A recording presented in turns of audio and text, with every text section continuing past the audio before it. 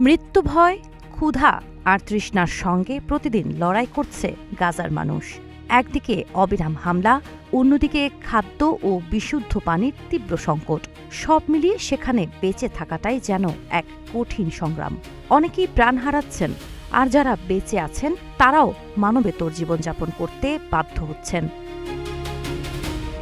এমন কঠিন বাস্তবতার মধ্যেই সামাজিক যোগাযোগ মাধ্যমে ছড়িয়ে পড়া একটি ভিডিও নতুন করে আলোচনার জন্ম দিয়েছে।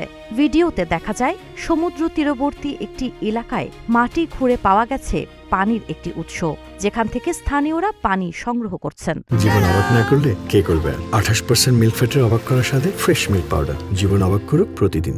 দীর্ঘদিনের পানি সংকটে থাকা মানুষের জন্য এটি যেন কিছুটা স্বস্তির বার্তা হয়ে এসেছে। গাজার বহু এলাকায় যুদ্ধের কারণে পানি সরবরাহ ব্যবস্থা ক্ষতিগ্রস্ত হয়েছে। বিশুদ্ধ পানির অভাবে সাধারণ মানুষের দুর্ভোগ চরমে পৌঁছেছে। এমন পরিস্থিতিতে নতুন এই পানির উৎসকে অনেকেই আশার প্রতীক হিসেবে দেখছেন। তবে পানির মান বা এটি স্থায়ী কোনো সুপেয় পানির উৎস কিনা এসব বিষয়ে স্বাধীনভাবে যাচাই করার তথ্য এখনও সীমিত। তবুও ভিডিওটি দেখে অসংখ্য মানুষ আবেগ আপ্লুত হয়েছেন। অনেকেই মন্তব্য করছেন, সবচেয়ে কঠিন সময়েও আশা হারিয়ে যায় না।